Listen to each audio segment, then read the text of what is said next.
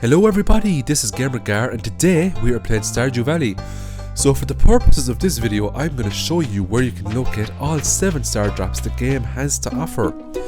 The first Stardrop that we're going to talk about is the one you can get in the regular mines. Now to get access to this Stardrop, you have to get down to level 100 in the regular mines. Now you can't access the mines straight off the bat, you have to wait until day 5 before you get into the mines and start digging through the floors. So the great thing about the mines is that it will save your progress every 5 levels you get via an elevator. So you will get down to level 100 eventually. It's not like the Skull Cavern, it will save your progress. What's great about the Stardrops is that not only will they refill your current energy, but they will also increase your maximum energy, allowing you to do more every day without having to eat food that gives energy. So the more Stardrops you get, the more efficient you will be, especially when it comes to things like hoeing the ground, watering the ground, farming in general, fishing, mining. It all uses up energy, cutting down trees. The next Stardrop we're going to talk about here is the Stardrop you can get at the Stardew Valley Fair. And the Fair is an event that happens in fall. You need 2,000 star tokens to purchase the Stardrop off of the NPC at the fair. A great way to get 1,000 star tokens is to come first place at the Grange display here. You can also get disqualified from the Grange display and get 750 star tokens if you get Mayor Lewis's shorts during the summertime and put them in the Grange display instead. You get a very funny scene also. So we just got first place there now, and the Mayor is going to give us 1,000 star tokens. So we need 1,000 more tokens now to get that Stardrop. So what I personally do is gamble it on this wheel here.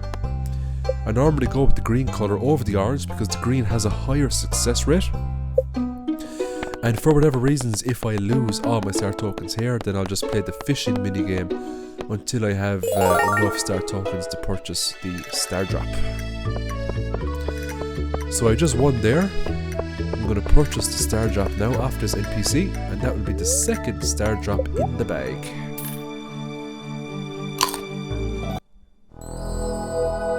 So it's also worth noting that if you don't get the Stardrop during this year's Stardew Valley Fair, the fair happens every single year. So there's no Stardrop in this game that you can miss.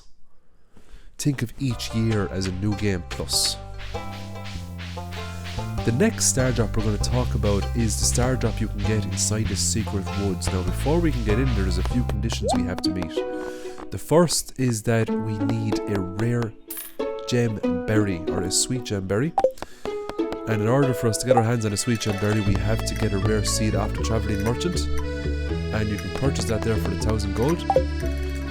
Now, the rare seed takes almost a whole month to grow, and you have to grow it in fall. So my advice to you is plant this on the first day of fall and make sure you harvest it before you get into winter. So it's the 27th here now, and our seed has fully grown into a lovely sweet gem berry. To get access to the secret wood, you need a steel axe or greater. I have a golden axe here, so it does the job quite well. If you don't have a steel axe, you can actually use the chair hack to get in here. If you don't know what a chair hack is, just Google it. Loads of people use it. It's basically where you sit on a chair, and when you dismount the chair, then you will bypass the giant wooden log and get into the secret woods. So just give the sweet gem berry to the statue here, and you will be awarded with another Stardrop. So that is Stardrop number 3 in the bag. So in my opinion, these are the easy Stardrops to get in the game. The other Stardrops require some preparation. Some require a lot of preparation, especially this one here. So you have the fishing game in Stardew Valley, and Willy will actually give you a Stardrop if you capture every single fish in the game. That is not an easy task, let me tell you. There are some fish in this game that are incredibly difficult to catch. You have the legendary fish. You also have other fish that are just as hard as legendary fish to catch, such as the octopus in summer. That thing is an absolute nightmare. The catfish can be a tricky catch. The lingcod in the winter will absolutely ruin your Christmas holidays. So the next star drop here is one you can purchase from an NPC called Krobus. Now Krobus lives in the sewers. To get access to the sewers we need to get the rusty key here from Gunther, and we get the rusty key by giving Gunther 60 artifacts. Now that could take you quite some time. You might not get that in your first year. It all depends on how you play the game. A great way to get your hands on loads of artifacts is by going to Skull Cavern and stocking up on Omni Geodes. You can then trade in your Omni Geodes for treasure troves, and you can get Clint to break those open for artifacts and goodies. So once you get access to the source here, just talk to Krobus. And he's a new NPC. He's quite fun. He has loads of rare and exotic items, but we want a Stardrop. Now it does cost 20,000 gold. So chances are, if you're a new player and it's your first year, you might not have 20,000 gold lying around the place. But don't worry, the Stardrop is inside his inventory forever until you purchase it. It's going nowhere. So that is Stardrop number 4. To get the next Stardrop, you have to give Gunther every single artifact in the game. This includes super rare artifacts like the Prismatic Shard. Once you have achieved the almost unachievable, you can then collect your reward and get your hard-earned Stardrop from Gunther. So that is probably one of the hardest Stardrops to acquire in the game.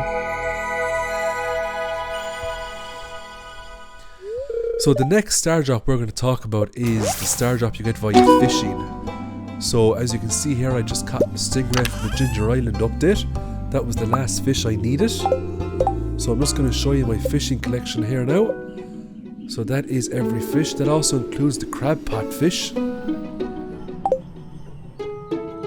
So all we have to do is go to sleep. The next day we will receive a mail from Willy congratulating us and rewarding us with a Stardrop. So he's saying here that our angling skills even surpass his own puppies.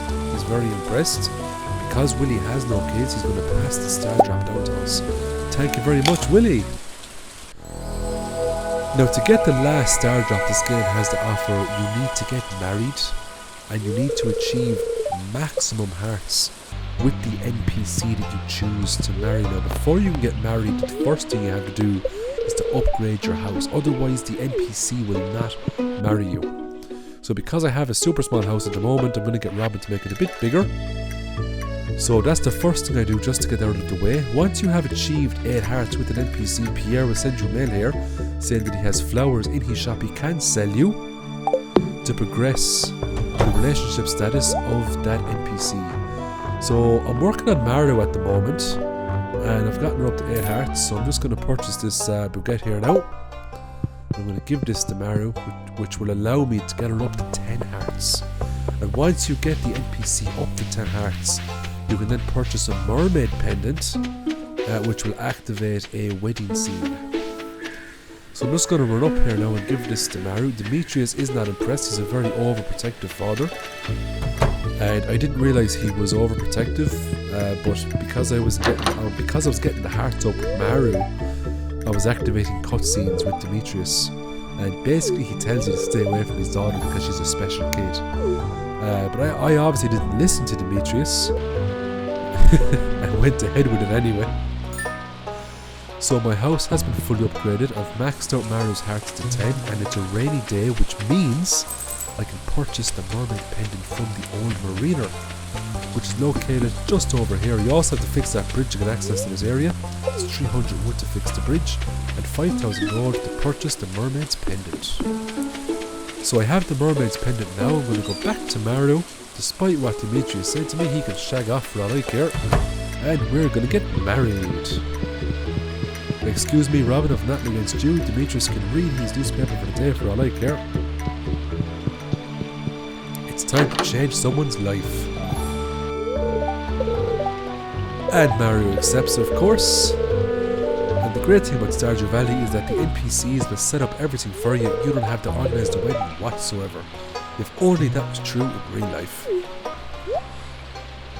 So all we have to do is wait 3 days, and the wedding event will happen automatically, so it's not something you can be late for.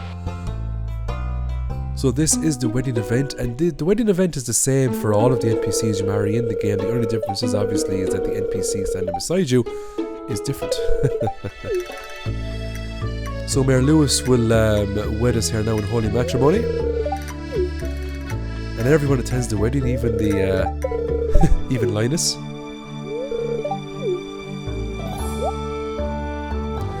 So there we go, that is the marriage complete. Now the great thing about this game is that once you get married, the NPC will move back to the farm for you, and they will do a host of valuable interactions on your farm. They even water your crops, they feed and pet your animals. There's loads of perks involved. You can even have kids with the NPCs, which is amazing.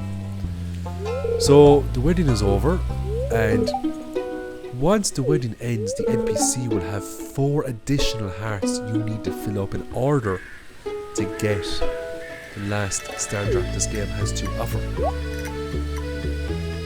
So I'm just going to open up my menu here now, and I'll just show you the social screen here. So we have 4 extra hearts we have to fill up, and these can be filled up by, you know, giving Mardu gifts, talking to Mardu every day, kissing her, you know, just make her happy. Give her lots of strawberries.